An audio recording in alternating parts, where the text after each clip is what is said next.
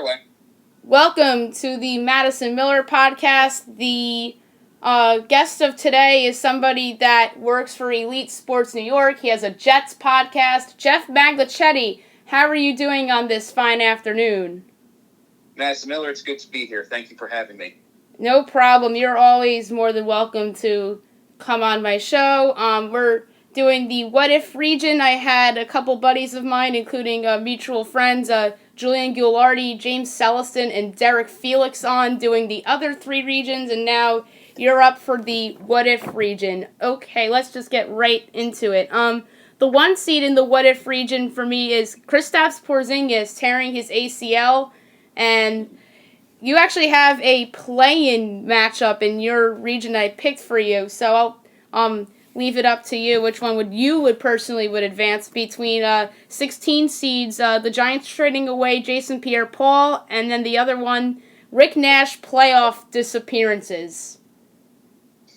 Between those two, I would go the Rick Nash playoff disappearances because, to me, the Giants trading JPP to Tampa Bay, that was almost something like, it almost seemed like to be a necessary part of the New York Giants rebuild, which unfortunately seems to be reaching levels of perpetuity, but at the same time, maybe they're making some strides. So that seemed to be a typical rebuild move. Nash, on the other hand, look, I won't deny for a second he came up big for the Rangers during the regular season at times. But to me, Nash was almost like the Alex Rodriguez of the New York Rangers in the sense that if you were up 3-0 on, say, I don't know, who's a perpetual doormat? He's maybe not perpetual doormat, but the Florida Panthers. Then Nash would go out and give you a hat trick. But if you needed a clutch goal against Washington, Nash would almost disappear in a way. So between those two, I would put the Nash disappearance in the what if region. Yes, that's what I advanced as well, and then Twitter had chosen the Nash playoff woes as well. And then the Nash playoff woes, I don't know, has a real shot at a 16-1 upset, with the one seed being something that broke my heart, which I mentioned to you a minute ago. Kristaps Porzingis tearing his ACL. Yeah, it's always interesting. The Kristaps Porzingis era is so interesting to me, watching from a Knicks perspective, because, he defied every expectation the fan base had of him, no matter how low it was at the time. But, what's the biggest game from the Porzingis era? Sure, I'm sure he had some great ones in the regular season, but that was it. It was only the regular season. It's only playoff games. But there were no playoff games, excuse me. But I think that Porzingis appearing in your what-if region, it defines the concept entirely. It defines the concept perfectly. So I think that's a good way to start this thing off at number one. I think that's a good way to do it. Yeah, I had KP tearing his ACL advancing past Rick Nash. I loved Kristaps Porzingis. I wasn't a fan of the pick, and he just grew on me as his rookie season went on. And I was just devastated when he tore his ACL on February 6th of 2018. The 8-9 matchup in the bracket of the What If region is the 8 seed, the 2017 Giants season, in which they went 3-13 against 9 seed Hanley Ramirez walk-off grand slam off of Dellin Betances in what, in my opinion, was the worst Yankees regular season loss of over the last 10-plus years or so. I would go, and I might be a little biased for this one, to be honest, Nancy, because I was in the locker room for the entirety of that 2017 Giants season. And let's say what you will about that team. There was always something to write about for sure. So let's just leave it at that. Yeah. But I think that, the Giants 3-13 year was made all the more painful because, people forget they had gone to the playoffs the year before. Of course, the Green Bay Packers had other plans for them. And, I think that, when the Giants entered that season, there was a level of hope and a level of expectation. And they had a very good offseason back then. Time they re-upped with JPP. They drafted Evan Ingram. They brought in Brandon Marshall. They brought in the closest thing they had to an Eli Manning successor at the time in Davis Swift. But the thing is, they did what I like to call, they bought themselves a Lamborghini while ignoring the mold damage in the basement. They neglected the offensive line. And it was almost insulting to hear Jerry Reese, who, gets a bad rap for the way things ended in New York. But at the same time, he did not respond to the criticism well, in the sense that he said there was no place on the Giants for Andrew Whitworth. So I think that the 3-13 Giants squad, they would definitely advance. Spoiler, I might pick them to advance further. So I agree with you. I advanced the Giants as well. That Hanley Ramirez loss for me was a crusher, so that's why it was hard to pass that one up. But I had to go with the 17 Giants. It was one of the more disappointing seasons for me as a Giants fan, and just like in general, because like they were coming off that great year, good offseason. You lead it all to it. The 5-12 in this region, 2017 6-game series loss against the Ottawa Senators in the second round against the 12 seed is A-Rod playoff woes. Oh my goodness! Wow, talk about foreshadowing. Am I right? Oh my goodness! But this is a tough one. Because I can easily see a 12-5 upset here. Because I will go with the 12-5 upset because A-Rod's playoff woes were indeed a multi-year thing. The Rangers, on the other hand, you don't know what's going to happen in that second-round matchup, which, come on, they should have won that one. And Alain Vigneault did horribly mismanage the end of Game 5 of the series. Brady Shea puts the go-ahead goal in the final stages after the final TV timeout, and he only sees one more shift for the rest of the evening. And J.G. Pageau, I mean, if that guy played the Rangers every night, he would rival Gretzky for his scoring records. So at the same time, though, you look toward the next round, who knows what they would have done against the eventual champions from Pittsburgh. So I think I'm going to go with A-Rod's playoff woes, if only because they were a multi-year issue as opposed to a single year. Now, granted, A-Rod did come up clutch in 2009. I will not deny that for a second. But it just feels like there were so many other opportunities where he disappeared in a big moment. I agree with you. I advanced the 12 seed as well, although Twitter disagreed with us. They went with the loss against the Senators, and then they obviously agreed with us about the Giants. But yeah, I advanced A-Rod for the reasons you said. It was a multi-year thing, with the exception of 2009, which he helped us win the title.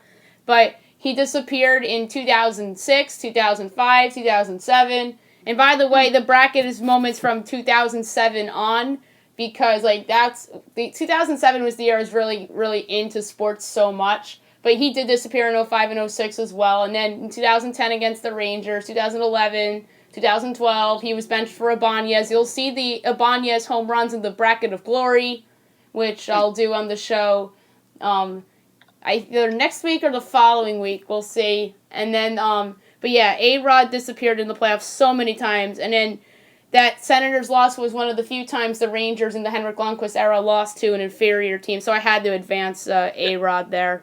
I totally agree with you. 4-13 in this region is the 4 seed is the Burris Gunshot, which cost the Giants a chance at repeating, in my opinion, against the 13 seed Philadelphia Eagles wins Super Bowl 52.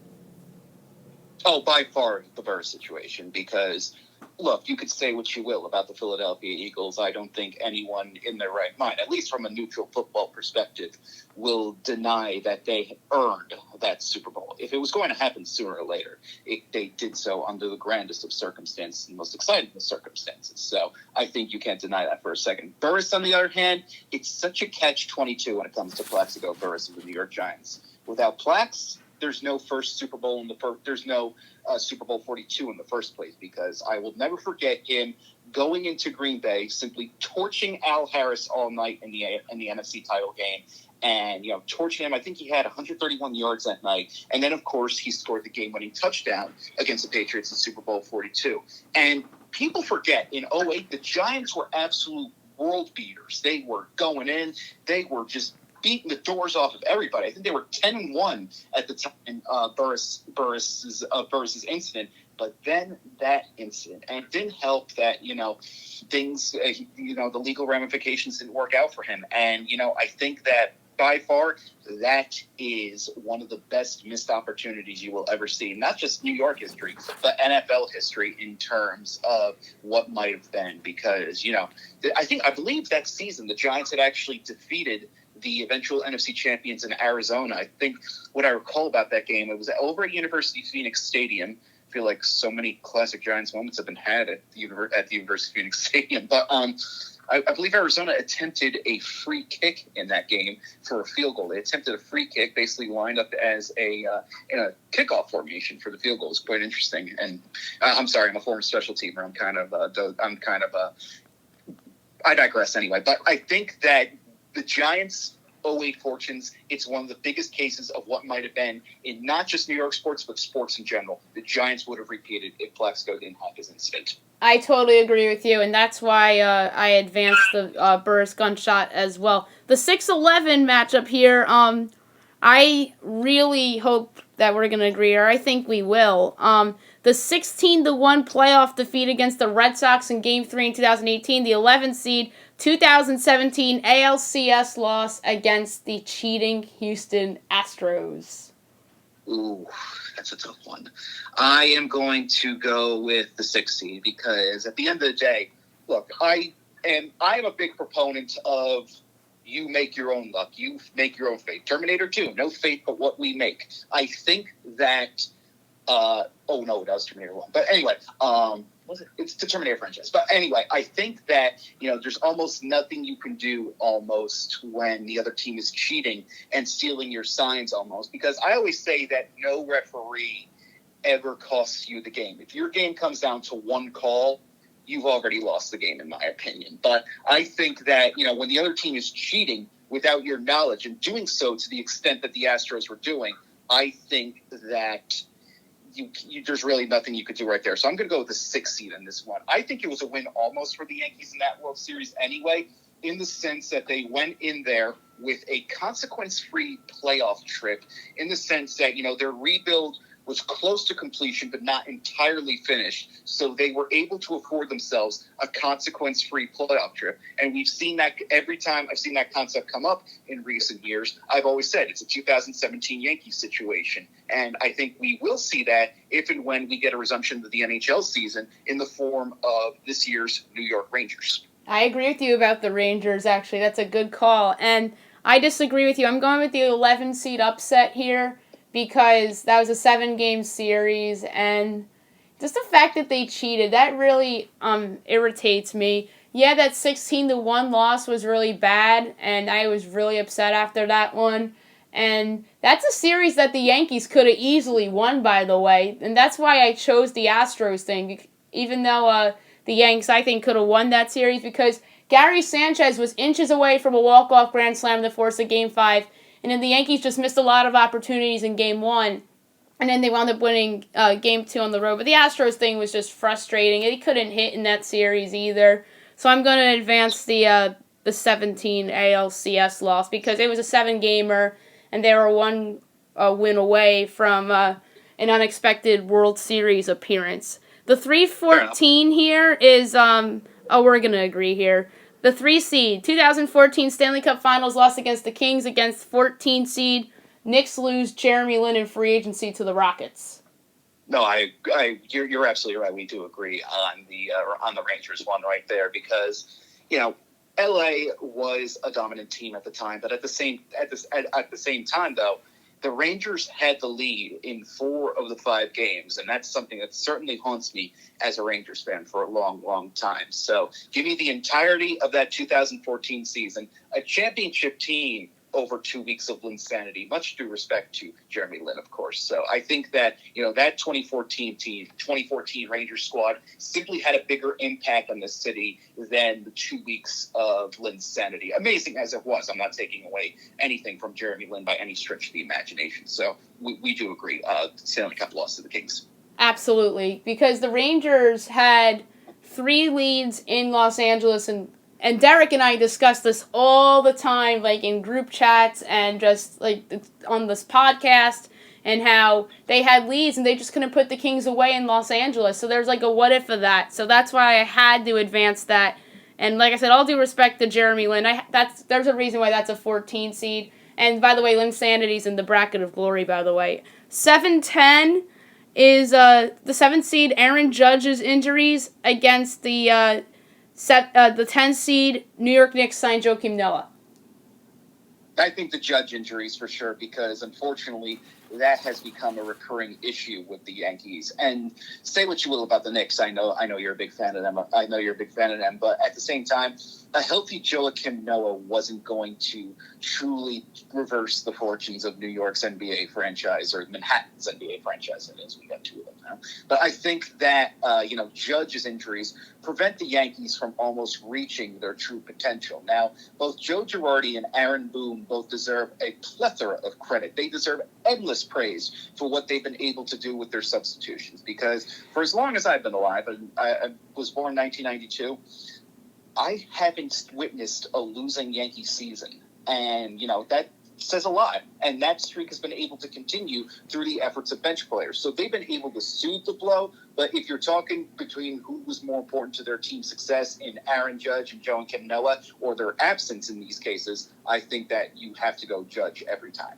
So you went with Aaron Judge. Twitter agrees with you. And then Twitter actually agreed with me about the Astros series loss, and obviously agreed with us on Burris. And they disagreed with us about the Ottawa Rangers thing versus A-Rod. And so I went with Joakim Noah because that was just a bad signing from the start. It was just a bad contract. The Jacoby Ellsbury signing is a 10 seed in another region, and unfortunately that got bounced in the round of 32. I should have made Ellsbury a higher seed because that signing was just as bad. Or that was worse than Joakim Noah, but they're both 10 seeds. And then, the Knicks signing Noah, I thought he'd help them, and then, he was just injured a lot. And then, that was just a bad signing, big contract. And all due respect to my boy Aaron Judge, I advanced Noah. And plus, when Aaron Judge is healthy, he's among one of the 10 best players in baseball. That was a tough call for me, by the way, but I advanced Joakim Noah, although Twitter did agree with you. And the 2-15's easy, I'd say, well, for me. The 2 seed here is the Knicks trading Kristaps Porzingis. 15 seed, this was at the time, for me, the Daniel Jones pick. Because Daniel Jones has obviously grown on me, but I was just really upset after the pick. And I get mocked by my friends now that are not Giants fans. They're like, oh, you hated that pick, now you love him. That's all I get from my friends now. And I said, I know, that's like every other Giants fan. No, I'm sure. I'm sure you're not the only one. And heck, if you did this bracket, say 5 or 6 years ago, maybe the selection of Porzingis would have been in this 15th seed. You never know. So yeah, I think that Porzingis would advance right here. I think it's simply too early to call the Daniel Jones pick a heartbreak. Maybe it felt like that at the time, but right now the Porzingis trade would advance forward. So I'm going to go with Porzingis trade for sure. Oh, yeah, I went with KP trade, too. I loved Kristaps Porzingis. But, yeah, like you said, if this was even 4 or 5 years ago, the Porzingis pick probably would be a 14 or a 15 seed in there for sure. And then there have been moments that didn't even make this bracket. We'll get to that at the end. I talked about it with Derek on yesterday's show. Some honorable mentions that probably should have been in the bracket. But, yeah, I advanced the Knicks trading of Kristaps Porzingis as well. Round of 32, the 1 seed, KP tearing his ACL against the 8 seed, the 2017 Giants season. You hinted at which way you were going earlier. Do you stand by that? I will stand by a 2017 Giants season because that is the season that truly put the Giants on the tailspin that they're on to this day. It almost reminds me of the Seinfeld where George and Elaine's fortunes reverse, and by the end of it, Elaine is screaming, "I can't believe it! I'm George!" And the Giants right now were basically screaming throughout the course of that season, "I can't believe it! I'm the Browns!" And I think that it has just reversed the fortunes of a once proud franchise right now. I think that eventually, sooner or later, they'll get out of it. I don't think it'll reach the 2-decade proportions it has over with the Browns and the Factory of Sadness. But I think that it's still turned the pace in the wrong way. And as for Porzingis, once again, how would things change if he were healthy? Would you be talking about the Knicks as a playoff team? Probably. Are we talking championship team? who knows? Because we've seen so many times. It's unfortunate. Knicks fans every summer convince themselves they're going to be getting an all-star team. Like, we're going to bring in Durant, we're going to bring in Kyrie, and by the end of it, they're going, we might talk to Julius Randle. And I think that, that is owed to the toxicity of James Dolan almost. And I don't think that's any slight against the players themselves, but who knows what Porzingis would have been able to do. Maybe he could have made Manhattan a free agent marquee destination again. We'll never know. But in terms of long-term franchise fortunes, the Knicks were already in dire straits and continue to be. The Giants, on the other hand, that season set the course for the tailspin that they've been on. It indirectly led to the trade of Odell Beckham Jr. a couple years later. It indirectly led to several other things. It led to the drafting of Daniel Jones. Time will only tell if that's for the better or for the worse. But right now, I think that since we're doing this right now, I would advance the 2017 Giants season. Oh, I went with Porzingis, and I actually thought about advancing the 8 seed when I did this myself. Twitter picked Porzingis as well. The reason why I did not pull the trigger on the upset is because I really do think that Saquon Barkley is going to be an elite running back in this league, and he's already shown when he's healthy he could be that. And then Daniel Jones I have high hopes for. So that's why I'm advancing the Porzingis thing, because, where have the Knicks been since then? And I know they weren't really all that great with Porzingis when he was healthy, but the Knicks were surprisingly in the mix for the last couple playoff spots in the Eastern Conference at the time, and then he tears his ACL against Giannis and the Bucks, and then they've been in a tailspin, and then they wind up trading him less than a year later. So I advanced Porzingis. In the Twitter bracket, it's the Senators' loss in 2017, which is the 5 seed against the 4 seed Burris Gunshot, but me and you have A-Rod as the 12 seed against the 4 seed Burris incident. This is such an interesting case because both of these guys in these scenarios not only did win a championship, but they played major roles in said championship. So it's such an interesting situation. I think that once again I'm going to go with the A-Rod advancement because the Giants, say what you will, sure, the 2008 season ended in heartbreak, a Giants Stadium home loss to the Philadelphia Eagles in the NFC Divisional Playoff, but at the same time, the Giants were able to recover well enough to the point that they were back in the Super Bowl 4 years later. So I'm going to go A-Rod simply because that was a longer-term problem. I actually went with Burris because Fair? I really felt that had he not had that incident, the Giants would have repeated as Super Bowl champions. And I was so confident that year. And then I remember I was young. I was 13, 12? I don't know how old I was. I might have been a teenager at the time. And I was very excited, rocking my Giants jersey. And then I was so confident that they were going to repeat. And then I just remember watching that Eagles game. I was unsure they were. I thought they were gonna win that Eagles game, but I wasn't positive. But I didn't. I thought they'd probably lose in the NFC Championship game to whomever. But that Cardinals team was a surprise entrant in the Super Bowl, and that's probably because of that Cardinals team, all due respect, was pretty decent. Larry Fitzgerald in his prime. But, I wasn't expecting them to go to the Super Bowl. But maybe they would have knocked off the Giants without Burris. So that's, a huge what-if for me. But, yeah, I think the Giants would have had a realistic shot to repeat as Super Bowl champs. But, yeah, I just remember wearing my Eli jersey, watching that Eagles playoff game, and being so upset, even though he didn't have Burris. I just don't like the Eagles, as you know. So I advanced the Burris Gunshot, the take on Porzingis tearing the ACL in the Sweet 16. All right, for you would advance the 16-1 playoff loss, and that would go up against the Kings Stanley Cup loss, and then I would have the cheating Astros against the Kings loss. Who would you advance between the bad Red Sox playoff loss and then the Stanley Cup Finals? I'm going to go Stanley Cup Final because I think, to your point what you were saying before, you felt the Yankees could have stolen that series, I believe you were saying.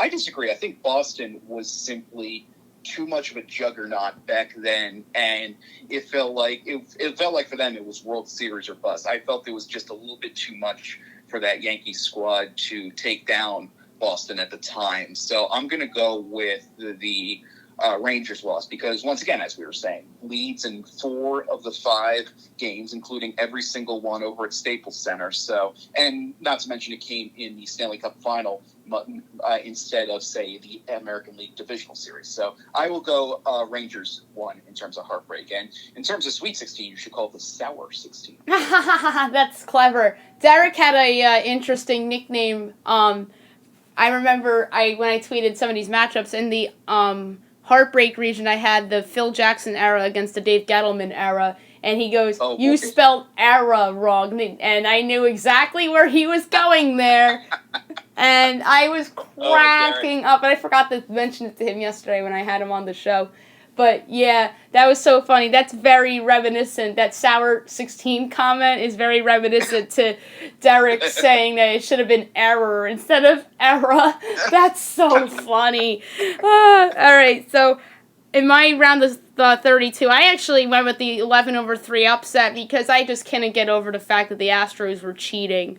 So Sure. All due respect to the Rangers, they came so close to winning that series, but gosh, the cheating thing. Like, I couldn't get over it. And then Twitter actually advanced the cheating over the Rangers as well. In the 7-2 round of 32 for you and for Twitter was Judge's injuries against the Knicks trading Kristaps Porzingis. Porzingis being the 2 seed, Judge as the 7. For me, it was the KP trade against Noah. I advanced the KP trade over the Knicks signing Joakim Noah. Yes, I think of those. I'm going to go with the. This is a tough one, actually, because you mentioned it before. You mentioned how I had completely forgotten, to be honest, that the Knicks were on the cusp of a playoff spot at the time of Giannis's injury, and then the trade kind of ruined it, and kind of put them again in the tailspin. But I think I'm going to go with the Judge injuries on this one. I think that, simply almost because he's still around and is still continuing to make an active impact or almost lack thereof on his respective squad right now at a time where, they could be, quote unquote, a move or 2 away from going to the World Series. So I think that I would go with the Judge injuries. Yeah, I went with, like I said, the KP trade. Twitter went with the KP trade over the Judge injuries. But the Yankees, in fairness, without Aaron Judge, they were still playing good baseball those couple times. I mean, I think they missed him more in 2018 when he was injured rather than 2019. Because in 2019, they won the division.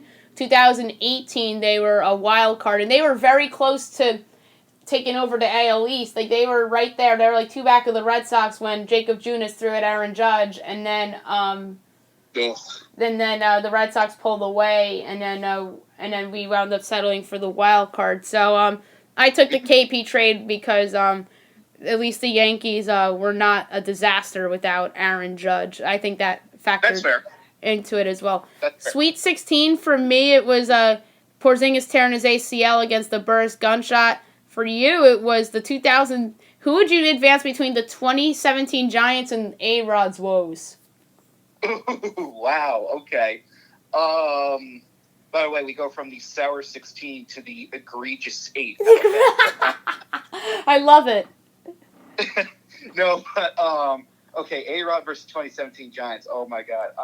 I think I'm going to once again. I'm going to let my bias of experience show a little bit here. I'm going to go with the 2017 Giants, if only because, once again, A-Rod does have the advantage of having eventually won a World Series, not only doing so in 2009, but playing an active role in that. So I think I'm going to go with the 2017 Giants. And it's also recency bias, too, because the Giants continue to just spin out of control since that awful year. So I think that right now that would be the Giants. It's taken them to lows that have never been achieved isn't the right word, but have never been reached is the right word, reached in New York Giants history. So I would go with the 2017 Giants, if only because of recency bias at this point.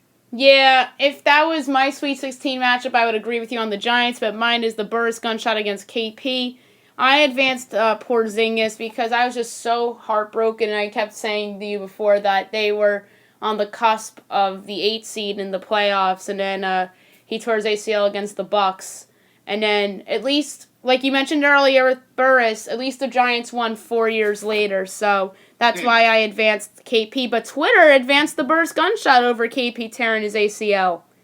Oh, okay. Okay. Fair. Yeah, that's probably because I a lot of them probably felt that, a lot of my voters probably felt that, the way I felt, like that probably cost the Giants a chance of repeating. yes. For you, you had the Rangers losing to the Kings against the Judge's injuries in your projected Sweet 16. I think I know who you're advancing.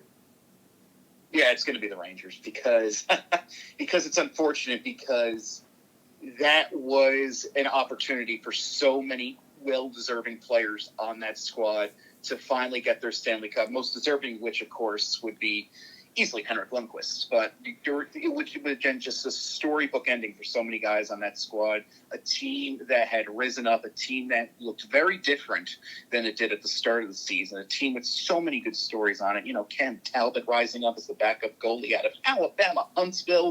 Of course, we had the Martin San Luis situation, you know, coming into that midseason trade, scoring a goal on Mother's Day after Franz San Luis passed away, his mother. And I think that, you know, it would have been just a perfect storybook ending almost for this squad. So I'm going to go with the 2014 Rangers because, once again, it just feels like that was their opportunity right there. With Judge, you still might have a chance. So, of course, recency bias sneaking in a little bit, but I am going to go with the 2014 Rangers one. And once again, don't play the drink every time I say they had a lead in 4 of the 5 games because you're going to drink every time I say that because don't play that game because you're going to die. But again, they had a lead in 4 of the 5 games. So yes, I would have agreed with you about advancing the Rangers. For me, it was the cheating Astros loss against the Knicks trading Porzingis. I advanced the Porzingis trade because at least the Yankees right now are still a contender. Twitter surprisingly advanced the ALCS loss. That was nuts. I was surprised that advanced to the regional final in what Twitter predicted. My regional final was Porzingis' trade and Porzingis' ACL tear. Your regional final would be the Giants' 2017 season against the Rangers losing to the Kings. I'm going to go with the Kings on that one. The book finally stops here with the 2017 Giants. But I think that, once again, you know, of course, the Giants one puts you in a tailspin. But, you know, we ask the hypothetical question all the time. If your team won one championship and then go lean the rest of it, just go 0 for the rest of eternity, would you accept it?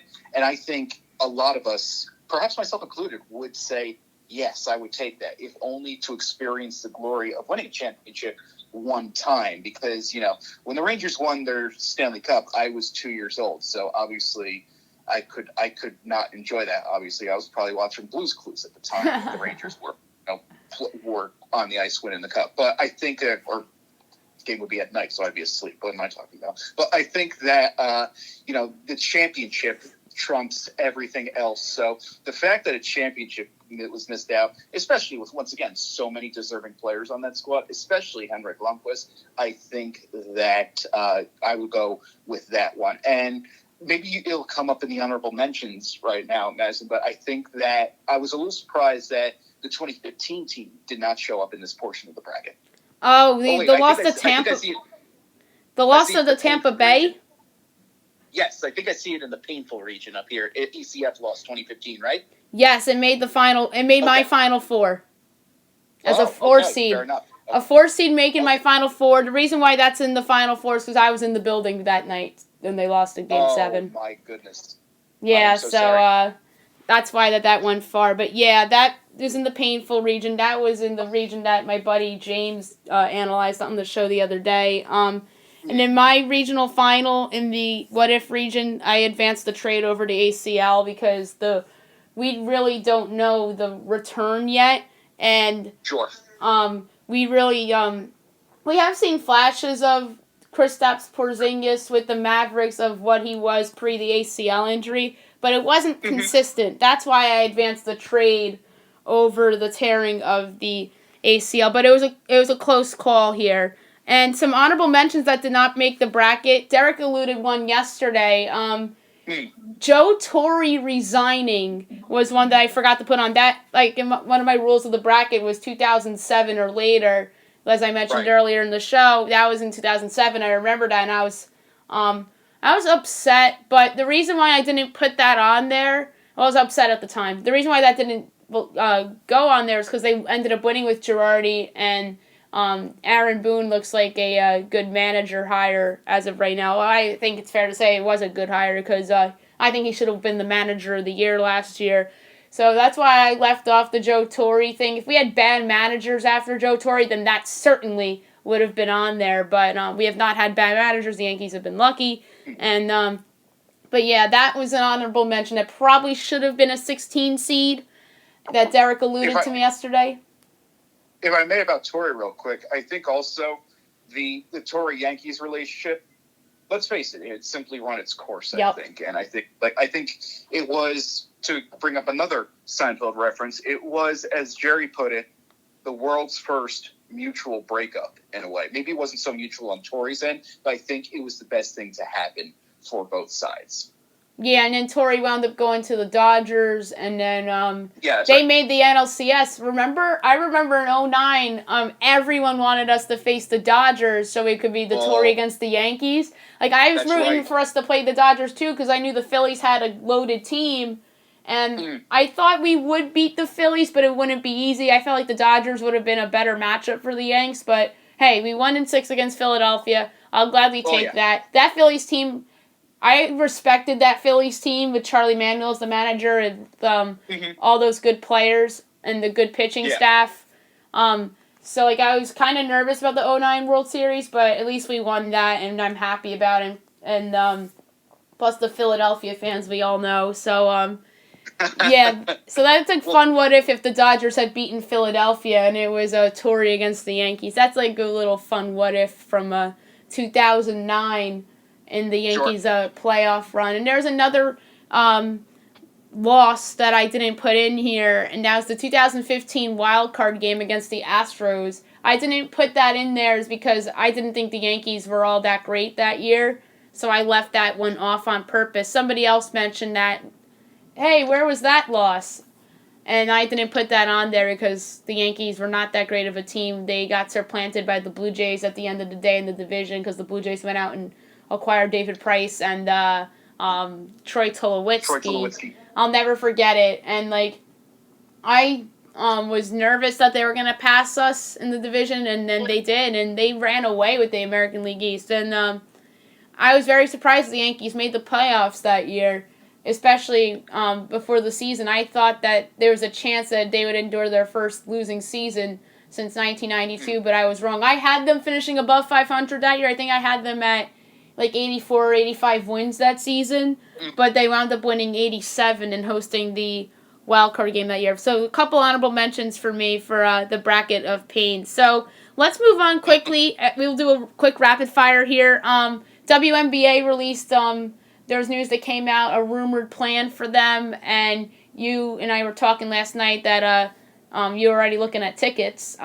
What is your take on the WNBA plan? No, I think so far so good. My plan, in case anyone hasn't seen the plan, this of course reported by Michelle Vopel of ESPNW, the plan would be for 22 games, the WNBA's 12 teams headquartered at IMG Academy down in Florida, and they would play a 22-game season that would run from late July into early October. The 12 teams would be sequestered there, and the facility would be just over 100 miles from Walt Disney World, where the NBA is planning to have their own seasonal proceedings if and when they finally resume play.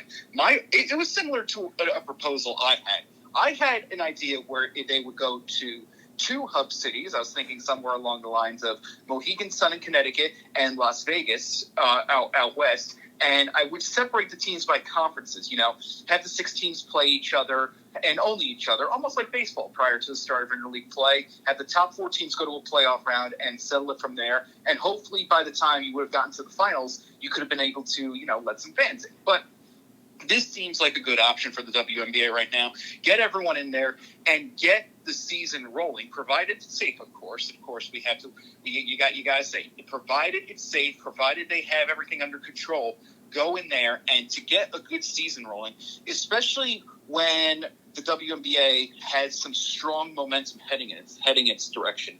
Of course, this might have been due to the utter lack of other sports on the horizon, but it was very hopeful because this year's draft, where of course Sabrina Ionescu went number 1 to the New York Liberty, and Ionescu is just a legend in every sense of the word on the college basketball level right now. The all-time leader in triple doubles. She's been very active on the off the court as well in terms of societal change. She's released some great statements during this time period. Yep. I think that there is a chance right now for the WNBA to truly explode, and unfortunately, the COVID-19 pandemic kind of almost caused them to hit the brakes a little bit. So I think that this would be, provided it's safe, of course, once again, I think that this will be a good little excursion for the WNBA. Get a season rolling and get some new fans on board with this in the process.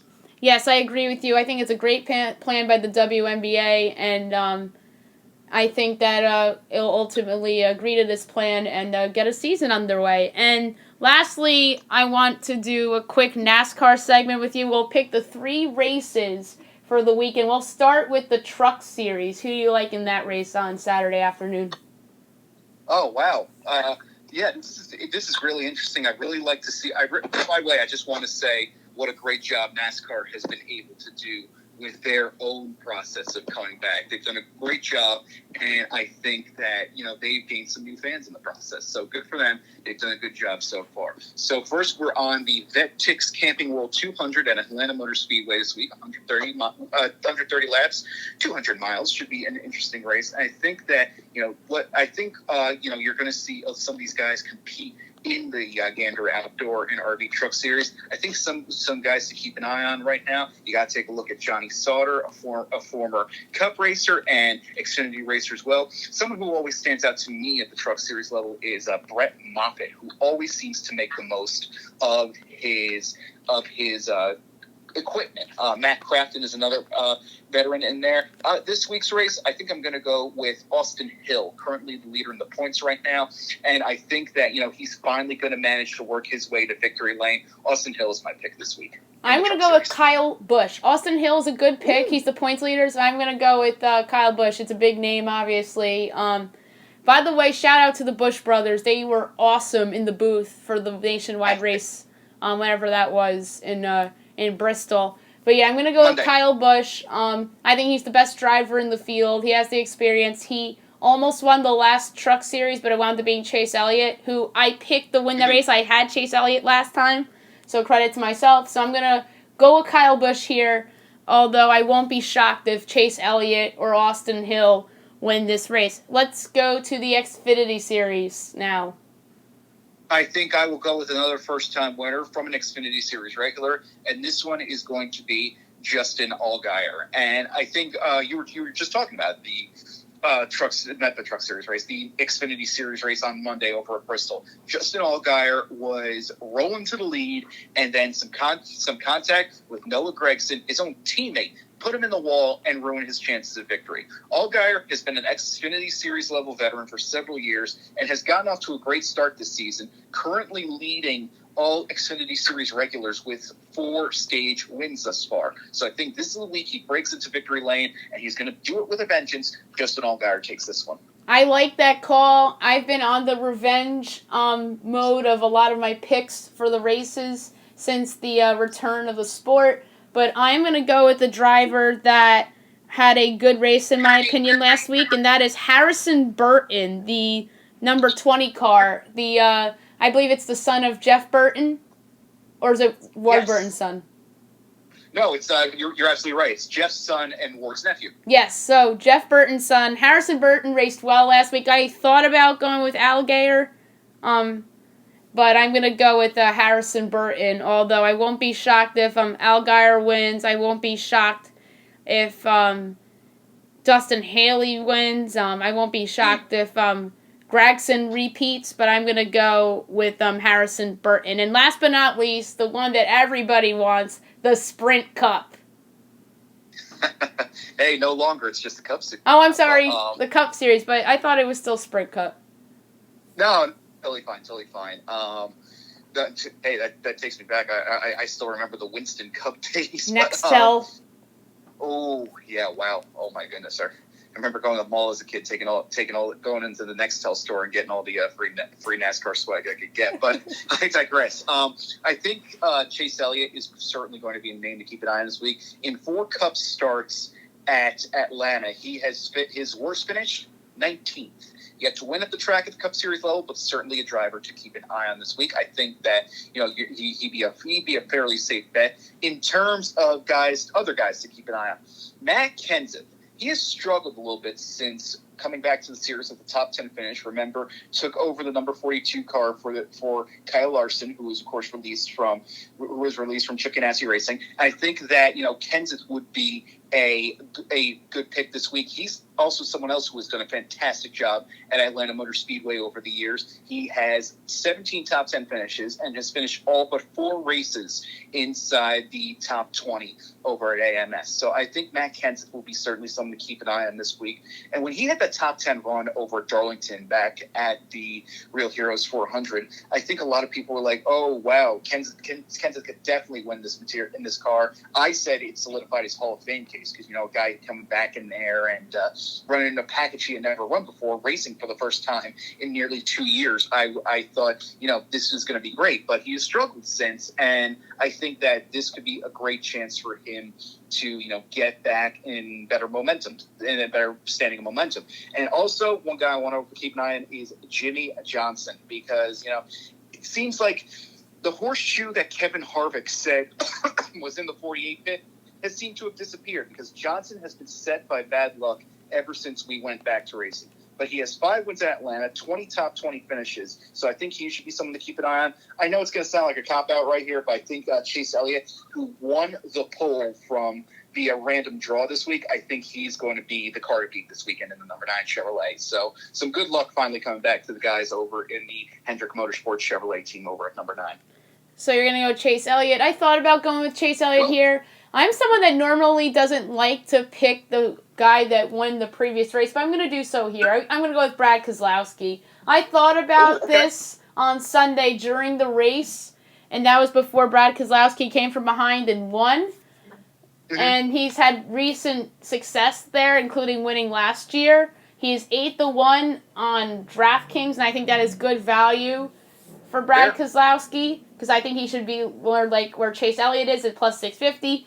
But I'm going to go with Brad Keselowski. I don't feel good about it. I think Chase Elliott has a good shot. I think a lot of guys have a good shot. A lot of guys have surprised me lately. Like, Bubba Watson's been making somewhat impressions, although he would wreck at the end of some races. You've seen... Top 10 finished last week.